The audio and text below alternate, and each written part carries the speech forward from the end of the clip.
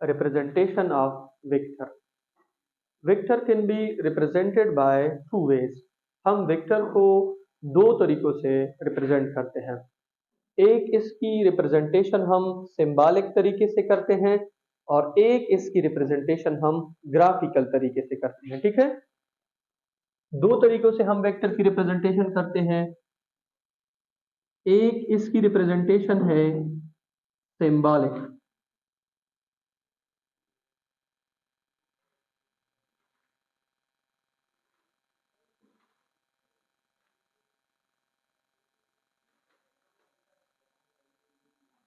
और एक इसकी रिप्रेजेंटेशन है ग्राफिकल।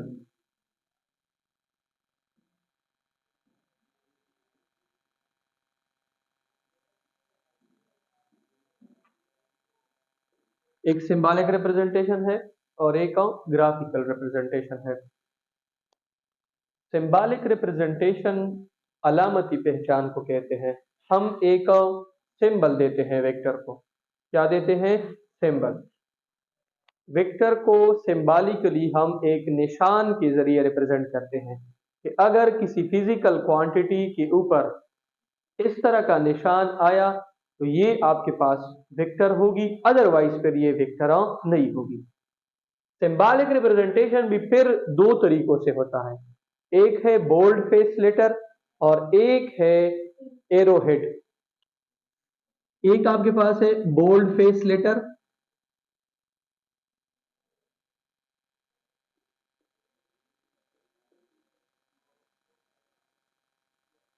और एक आपके पास है एरोहेड।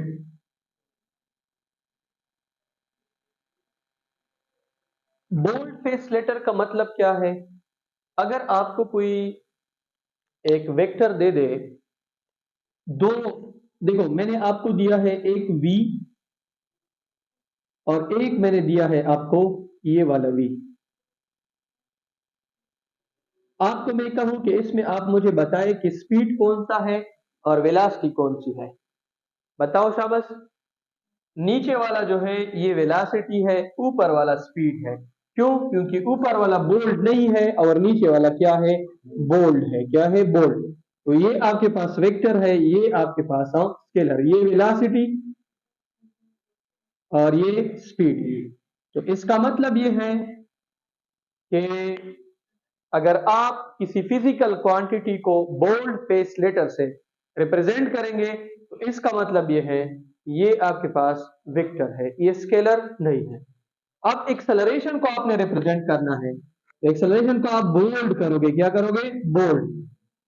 थोड़ा सा इसको हाईलाइट करोगे, मोटा करोगे। ठीक है, मोटे तो जानते हो ना, इसको मोटा करके आप इससे ये जाहिर करते हो कि ये आपके पास वेक्टर है। क्या है?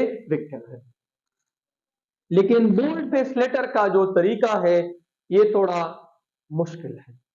मुश्किल का मतलब ये है कि इसमें आपका टाइम बहुत ज्यादा इस्तेमाल होगा, इसमें आपकी इंक और पेज का इस्तेमाल बहुत ज्यादा होगा, पेज भी खराब ज्यादा होगी। ठीक है, तो इस मेथड को छोड़ के हम एक सिंपल मेथड करते हैं जिसको हम एरोहेड कहते हैं। क्या कहते हैं? एरोहेड।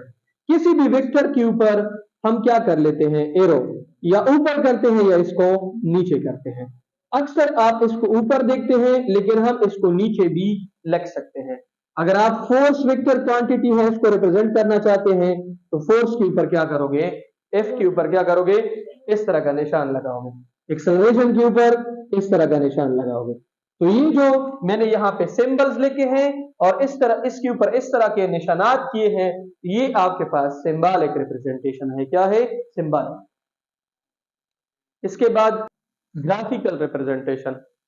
ग्राफिकली वेक्टर को हम एक लाइन के जरिए रिप्रेजेंट करते हैं। एक ऐसी लाइन जिसके हेड में एरो होगी और बाकी पीछे उसकी जो मैग्नीट्यूड होगी वो एक लेंथ की शक्ल में होगी। किसमें? लेंथ। मैंने आपको कहा कि लेट सपोज एफ आपके पास बराबर है 4 न्यूटन के, तो आप क्या करोगे? इस तरह एक लाइन ड्रा करोगे और यहां पे लिखोगे F is equal to 4 newton. तो इसका ये जो एरो है, एरो हेड, ये आपको डायरेक्शन देगा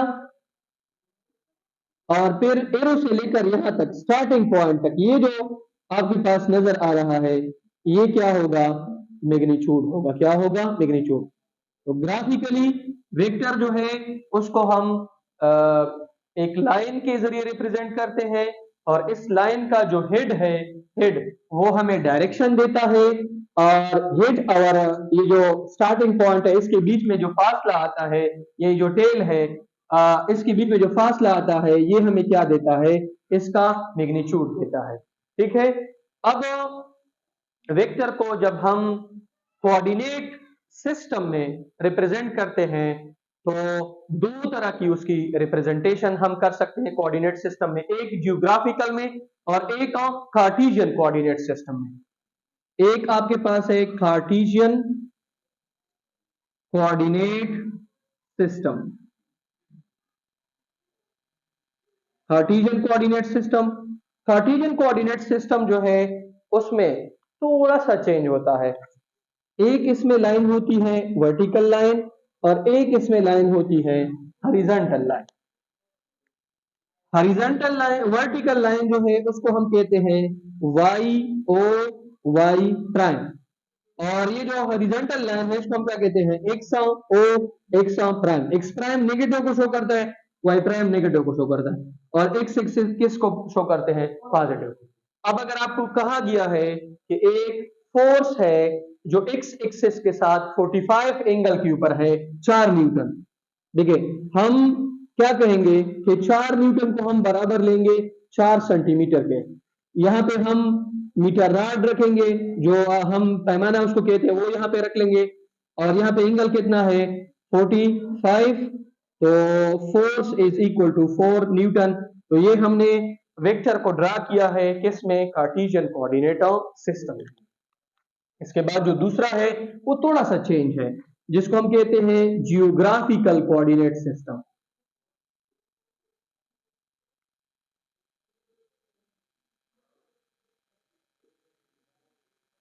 जियोग्राफिकल कोऑर्डिनेट सिस्टम कौन सा सिस्टम है, देखिए इसमें मैंने लिखा है Y O Y prime, X O X prime.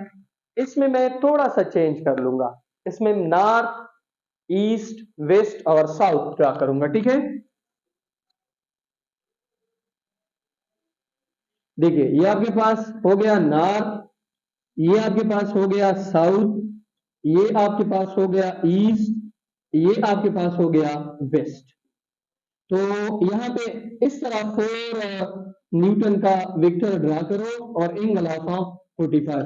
तो ये आपके पास जियोग्राफिकल कोऑर्डिनेट सिस्टम है जिसमें नॉर्थ ईस्ट वेस्ट साउथ है और जिसमें X O X prime, Y O Y prime है। ये आपके पास कार्टेशियन कोऑर्डिनेट सिस्टम है।